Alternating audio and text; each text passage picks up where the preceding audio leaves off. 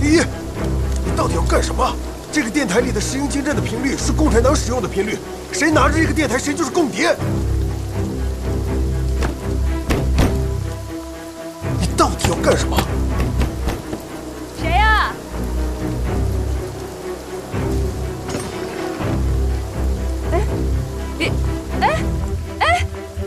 李所长，李所长，你的眼睛。我是上海地下党的情报员，组织上安排我带你撤离。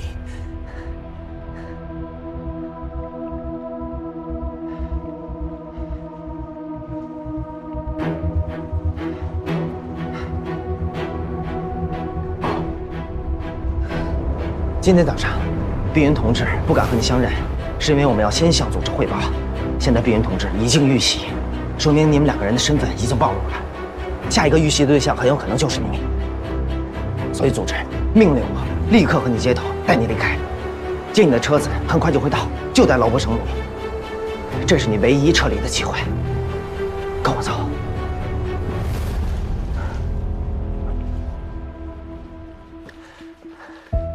一会儿接你的车子，会把你安全的送到上海地下党的情报站。这里面是我从密码研究所带出来的机密文件，务必送到他们手中。我们的领导就在那里等你。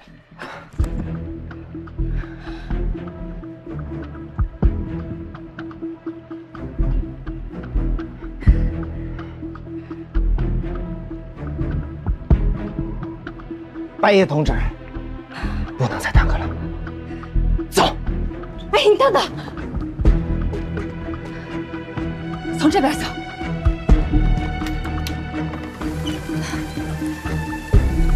快！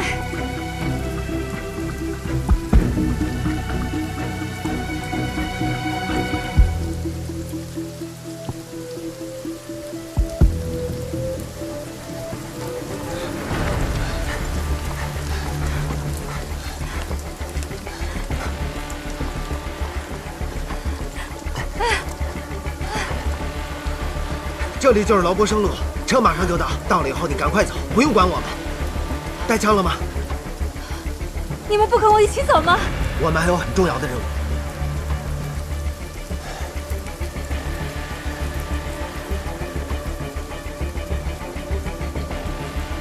车来了，同志，我们延安见。延安，别回头。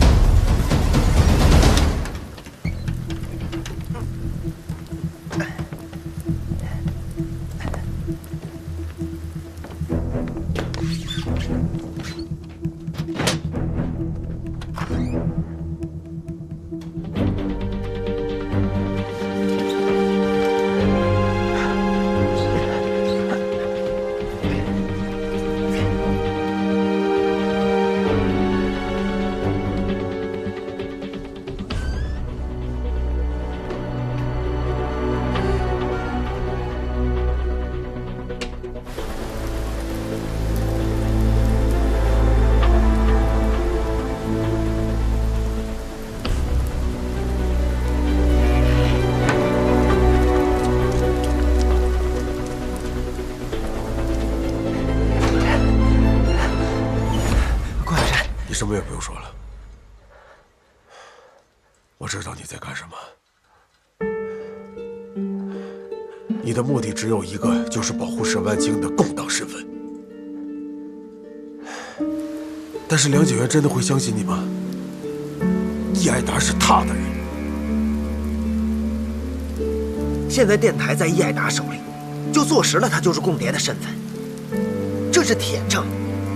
哪怕伊艾达是梁景元放出来的饵，可是他现在死了，也就是死无对证。如果接下来我们有机会见到佐佐木的话，就可以向他证明梁景元他治下不严，因为共谍就是他手下的人。你想的太天真了。梁景元为什么会让你见佐佐木？他不会让你见佐佐木的。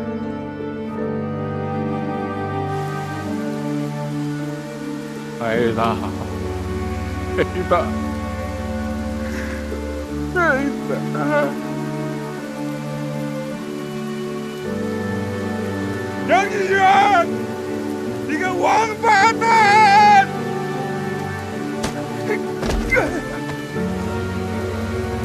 马上封锁三阳里。所以接下来将是一场心理战。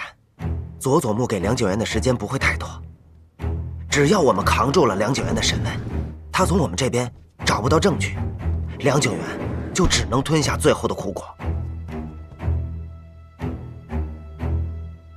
一晩だけ一晚上，時間を与えよう。我只给你一晚上。三阳里已经被我控制下来，三阳里面是你。我申请对李约瑟动刑。我も申請したいと思います。結果は分かってるんだろうな。你想清楚？不过就是我能替您一举把东原寺家族势力同寺の勢力清除を新政府の情報システムから追いやります。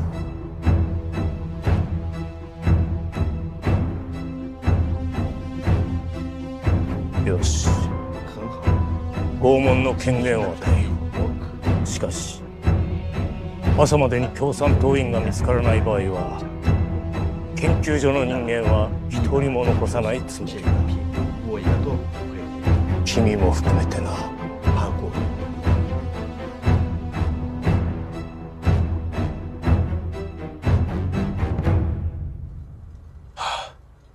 既然你能想出这么完美的计划，以后你也不需要我了。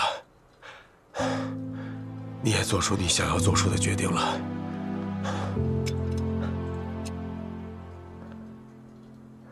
哎，你放心，我没有杀沈文清，我也不会出卖他。欠你的，我还给你。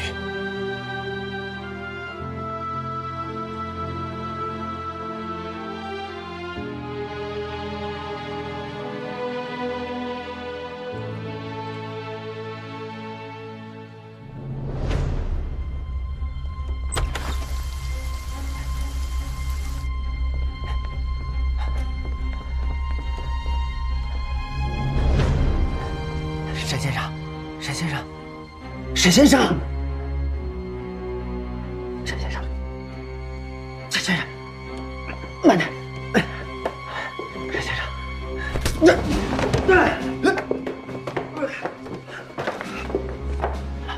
沈先生，你听我说，你的电台已经被我处理掉了，我让叶爱达抱着你的电台死在了日本人手里，坐实了他的共谍身份。但是叶爱达是梁九元的人。他一定会马上封进三阳里，彻查这件事情。只要我们能够扛过审问，不露出任何的破绽，就有机会翻盘。你的情报我们就能送出去。沈先生，我根本不是什么李约瑟，我叫丁一，超生剧团的演员。冼小姐，冼碧云，是我的入党介绍人。三阳里封禁，大门关上，余力不许外出。白夜同志，别犹豫了，我已经把我所有的底全都交给你了。现在，你必须相信我。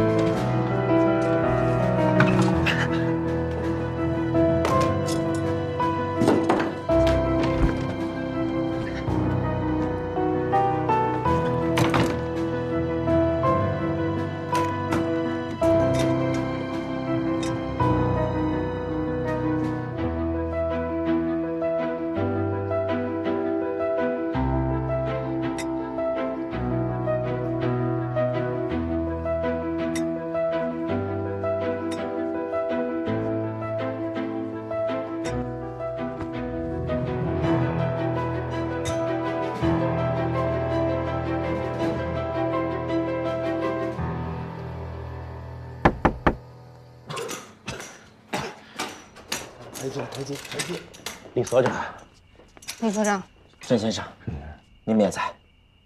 这到底怎么回事啊？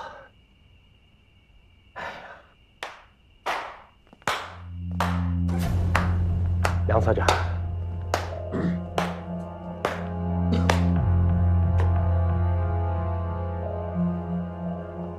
还有意思，查找电台居然找到自个儿家里来了，研发密码的地方出了鬼。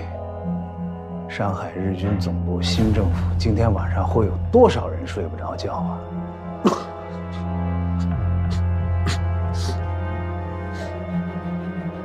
我的脑袋，还有诸位的命运，都要仰仗今天晚上的调查结果。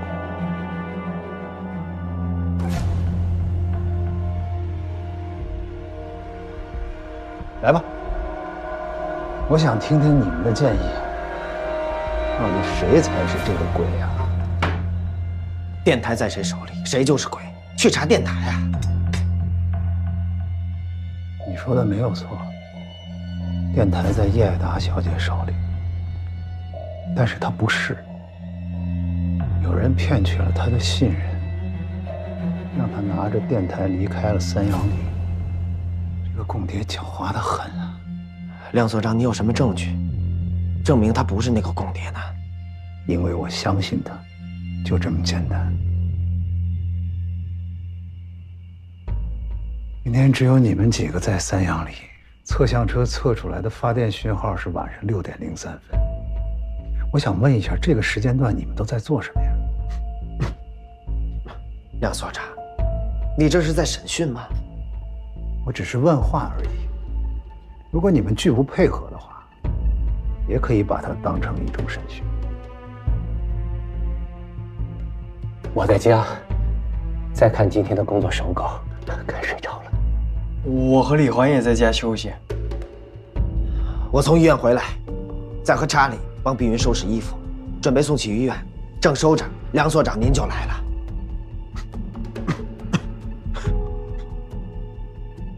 你呢？梁所长，我今天一早就跟李先生请假了。我感染了风寒，申请在家里休息。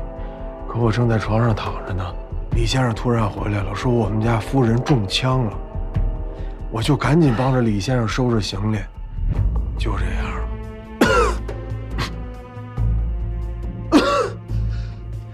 梁所长，你能不能快一点？我的太太还在医院抢救。好，这么说你们都没有嫌疑啊？那就委屈各位了。在此稍后，等有了结果，梁某随时向你们通报。阿木，把李玉先带过去。哎，啥意思呀？为什么抓我呀？不是干嘛？抓我干什么呀？哥，我不是鬼，我不是鬼！师傅，还了，回来，还了！凭什么抓我呀？放开！儿回来！放开！凭什么抓我呀？梁所长，不用着急，有先有后都有机会。当然，我也欢迎你们去敲响那个房间的门，检举揭发。梁某随时在里面供货。简直就是胡闹！我现在就要去医院看我的太太。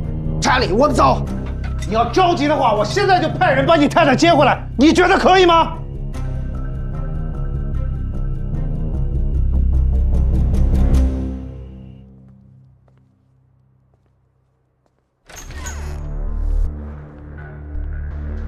梁所长，梁所长，你是知道我的呀？我和李环晚上一直在家，师傅可以证明。我一晚上我都没离开过我那桌子。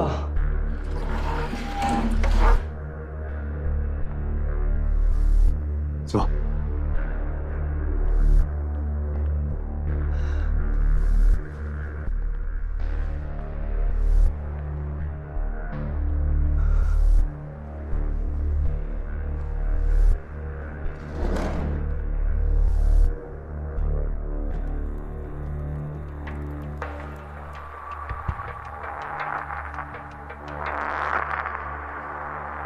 喝咖啡吗？啊。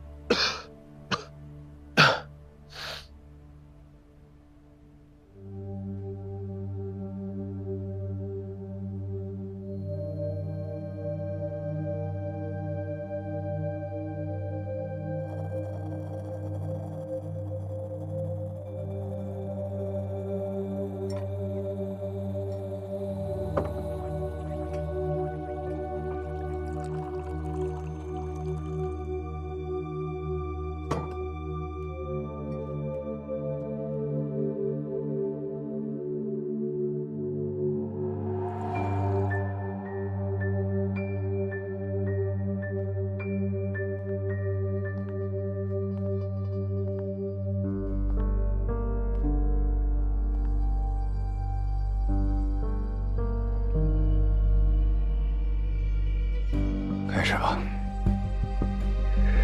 啥意思呀？啥意思呀？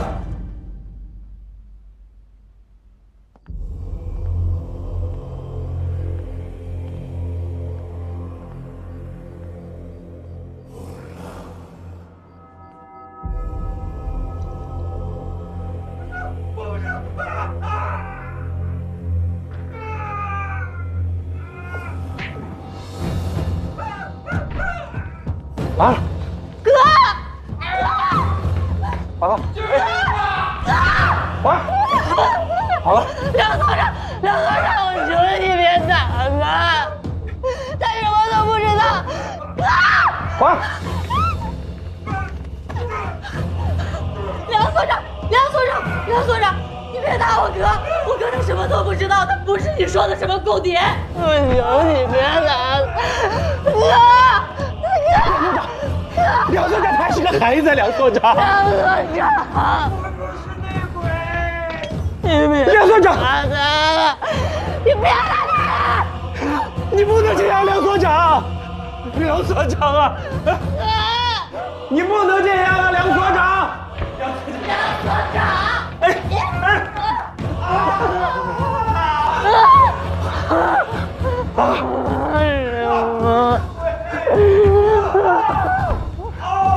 爸爸，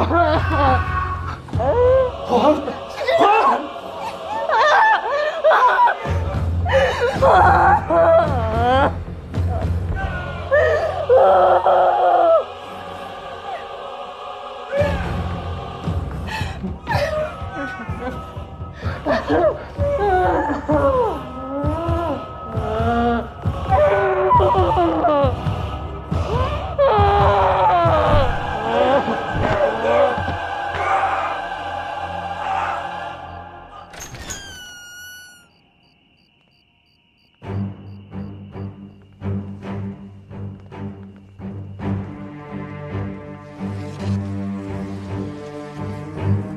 哥，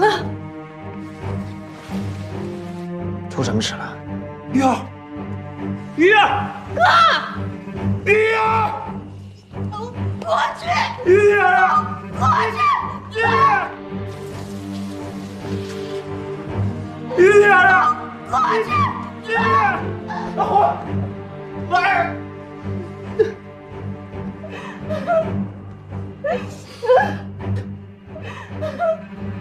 梁静远，你草菅人命！我要到大佐那里去告你。所长不要着急，等里边收拾干净了，就该轮到你了。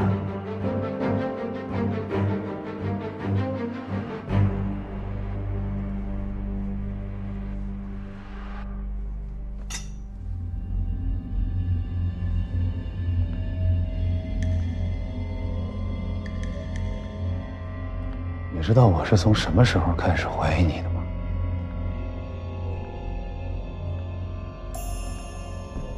就是从我们初次见面，说出“捡了我”这2个字的时候。真的是没有想到，武田和我斗得你死我活，到最后让梁所长捡了个漏。捡漏。没想到李先生在海外生活这么多年，对古玩界的行话也清楚。老家北方人。还有就是显碧云来到三阳里的时候，周先锋，周先锋，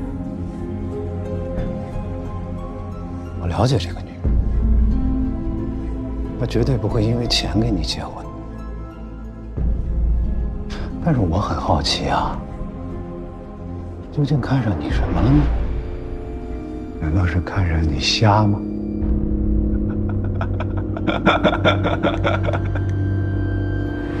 你把我请到这里，难道就是要听我们两个人的爱情故事吗？我可以明确的告诉你，我的爱情故事非常的凄惨，因为我的未婚妻还躺在病床上抢救呢，生死未卜，而你却抓着我不放。梁景元，我身为大公的义子，你却怀疑我是共谍，这分明就是对东元寺家族莫大的羞辱。我告诉你，我绝对不会配合你，我现在就要见大佐。没问题，但是在你交代之前，你是见不到大佐的。因为这就是大佐的意思。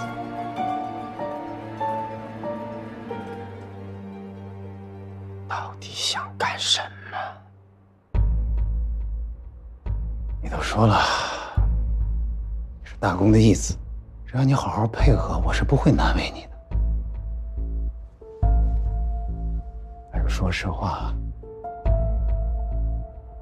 我特别想看到你拒不配合的样子。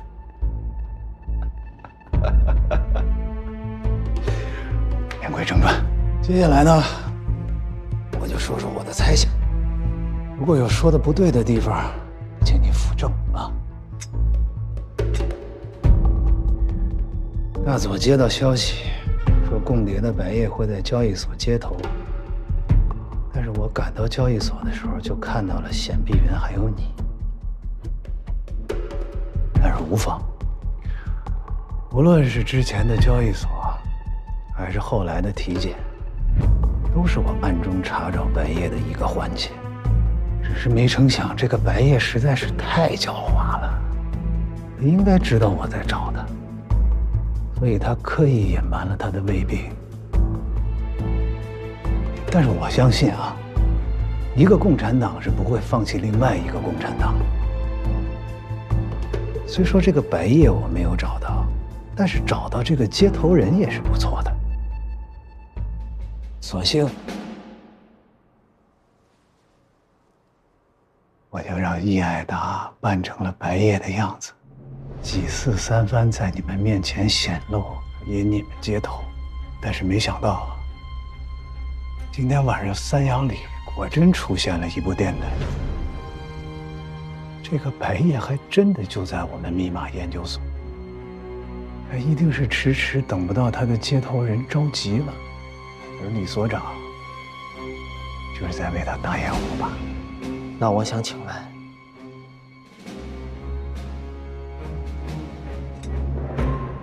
你刚才说的那位白夜，在他发报的时候，我的未婚妻正躺在医院抢救，而我是一个盲人，什么都看不到，我又如何给他打掩护呢？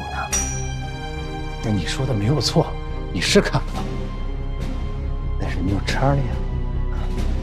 照你这么说，东元寺的义子，全家都是共谍，是不是一家人可就不好说了。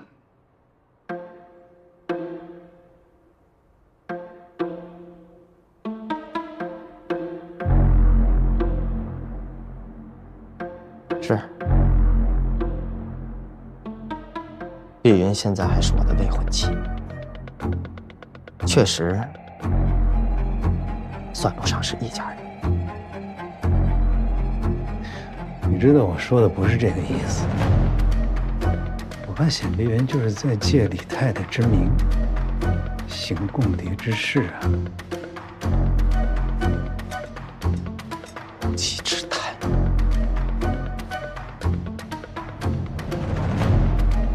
李所长，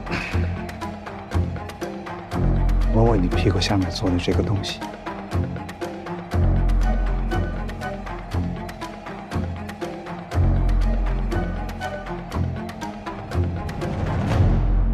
我可是在你们家发现一件很有意思的事情啊。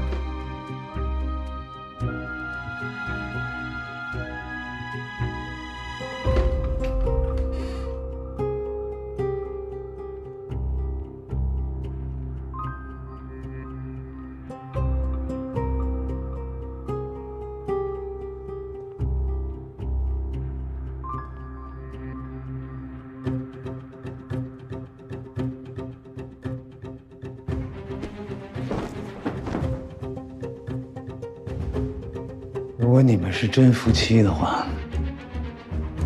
每天晚上都睡在同一张床上，床垫为什么只有一侧有凹陷，而另外一侧平整如新，跟没睡过人一样？你别告诉我你们是叠着睡的。我说。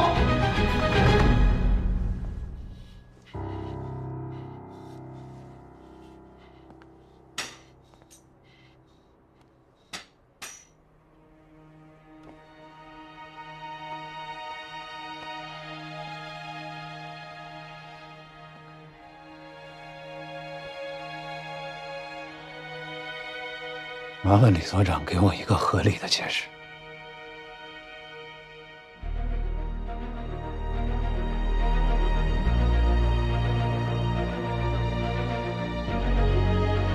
他们想要的，无非就是我的东西。将会成为你死舍的阿妈。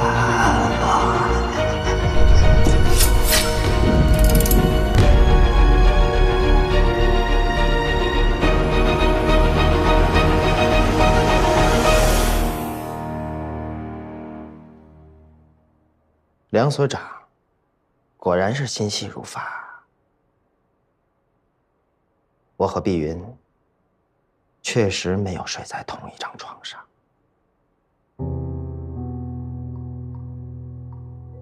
因为我是虔诚的基督教徒，婚前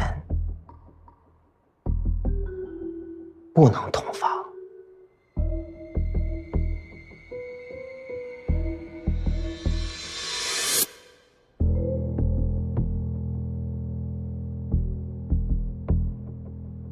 基督徒没问题，那你为什么要刻意营造出你们同居的假象呢？洗手间可是有你们两个人共同的洗漱用品啊！莫非是心细如发的李太太教你这么做的？一开始我的确和碧云同榻而眠，男人嘛，总有想入非非的时刻。我为了能够守住底线，没过几天就搬到了查理的房间。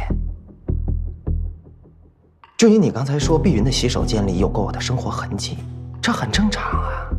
查理的房间也有，他的洗漱柜里还有我的毛巾呢。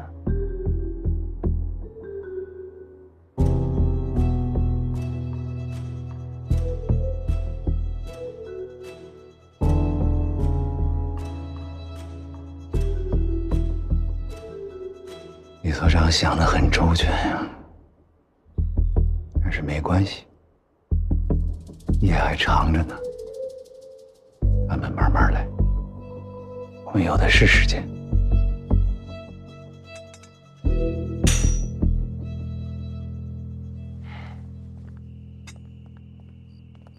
哎，于先生，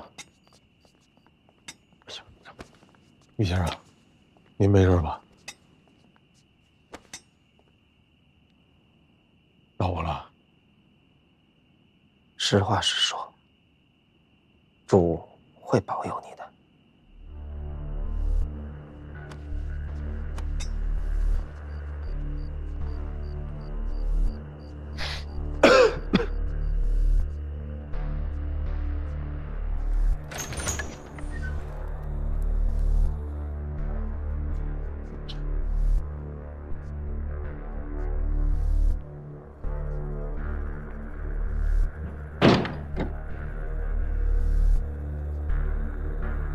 梁所长，坐。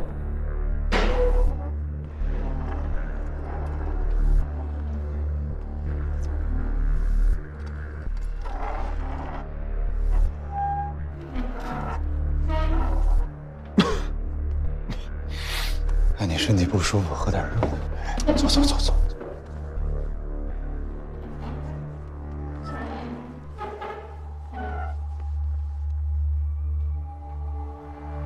那我直接说了啊，哎，李所长1个月给你开多少薪水？梁所长，您问这干嘛呀？我就是想知道，多少钱可以买来你这种人才的忠诚？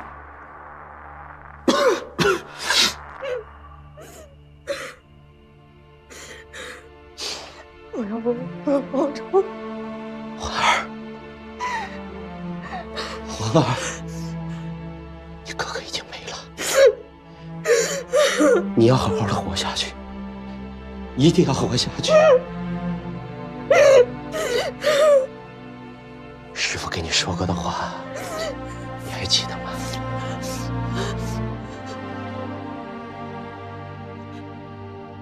要听师父的话。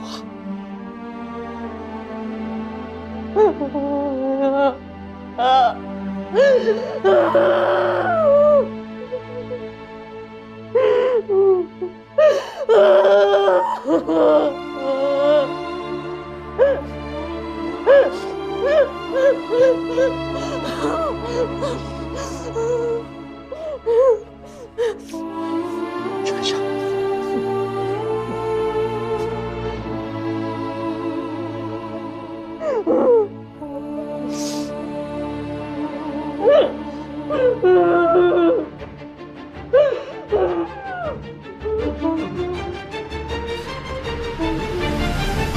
我平时观察过你，李所长的一些工作其实都是你替他完成。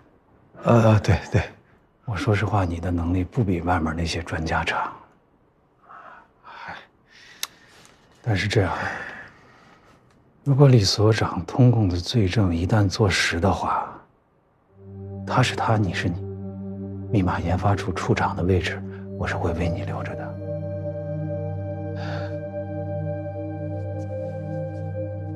谢谢梁先生抬爱。你说在这乱世是吧？那是谁想当这梅花鹿，都想求个一官半职，当个豺狼。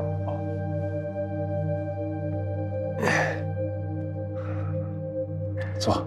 哎，您坐。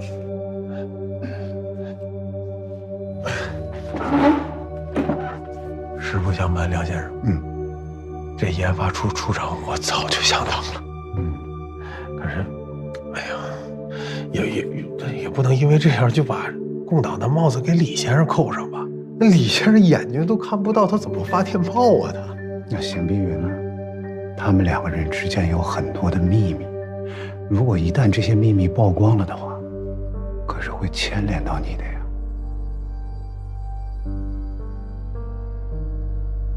人家是夫妻俩关上门说的话，那他们秘密不能告诉我呀，我是个外人，对不对？他们生活中的一些细节，有什么是觉得奇怪的吗？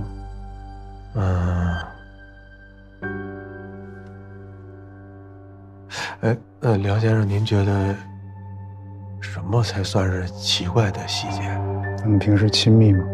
亲密，那能不亲密吗？哼，夫人来之前，以前李先生吃饭、睡觉、上厕所，那是不是都我来照顾？我在身边形影不离啊？结果这可倒好，夫人一来，我成摆设了。他们平时吵架吗？吵能不吵？一个中国人，一英国人，这思想差异上就有所不同。他们平时几点就寝，几点起床啊？这个不太一定，但多半都是夫人早睡早起。那李先生工作嘛，我就跟着李先生晚睡晚起。李所长患有脑疾，他犯起病来的时候，会不会影响到李太太的休息啊？梁先生，您问我的这些事儿都是人家关上门之后的事儿，你说我哪知道啊，是吧？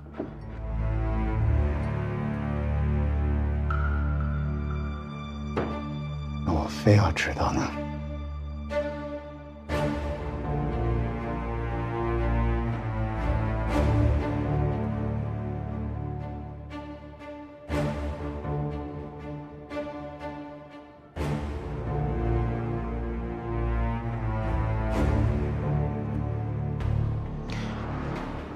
梁先生，您再让我想想，让我再想想。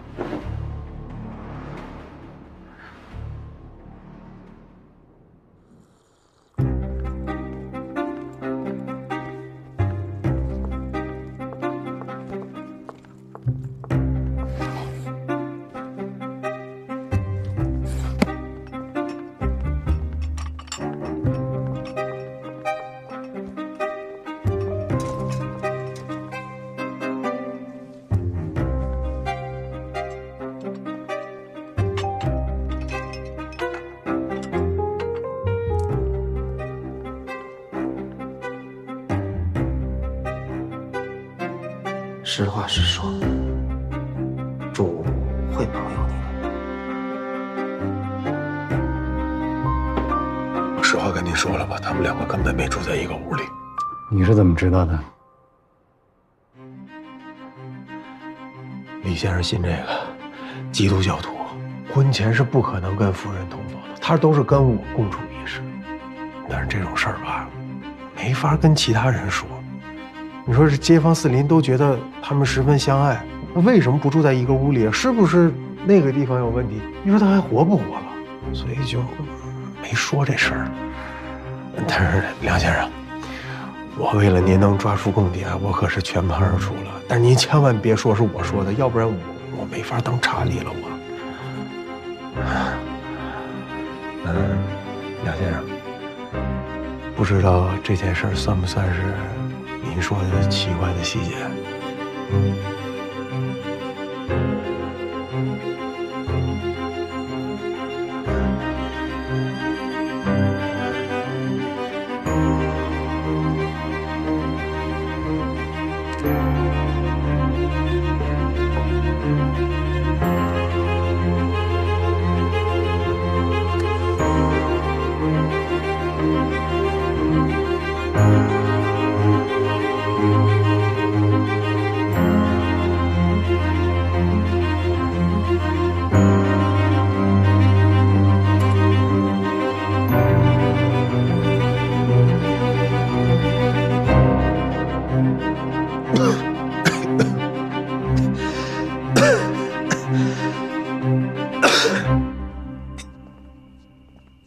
李先生，查理，我回来了。慢点。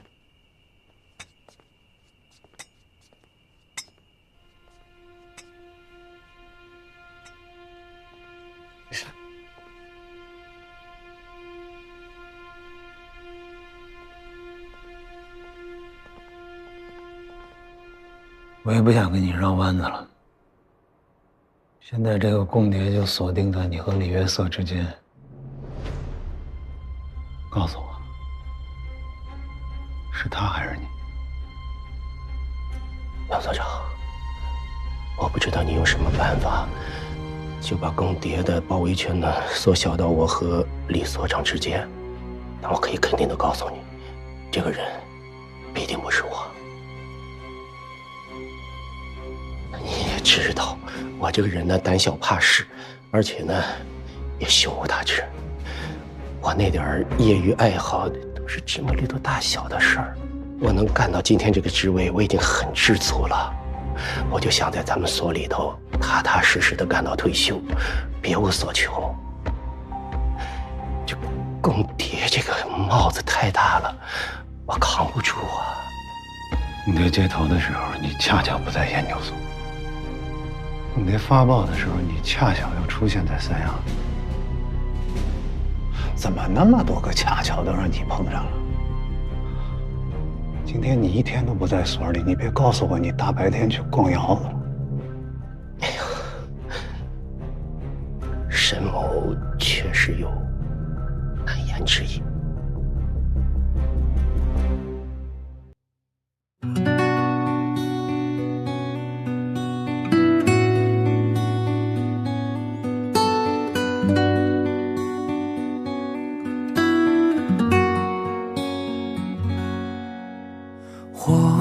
一只动物，破碎的蜡拖着温度，红透过眼眶，摇曳那微弱的一盏无助。花捧起朝露，皲裂的身躯化成泥土。等天边日出，第一缕光辉替我起舞。家隔着迷雾，没有方向，也没有退路。在眼下痛苦，假的戏真的人说不清楚。风去往何处，摇晃着谁的床，低声的诉。心沙沙作响，或是你，或是我在感伤。他在守望茫茫原野上，泪水拂过已皲裂的伤。他在守望阴影里流浪，夜色落幕，回首已是天亮。他在守望茫茫原野上，泪水拂过已皲裂的伤。他在守望阴影里流浪，夜色落幕，回首已是天亮。夜色落幕，回首已是天亮。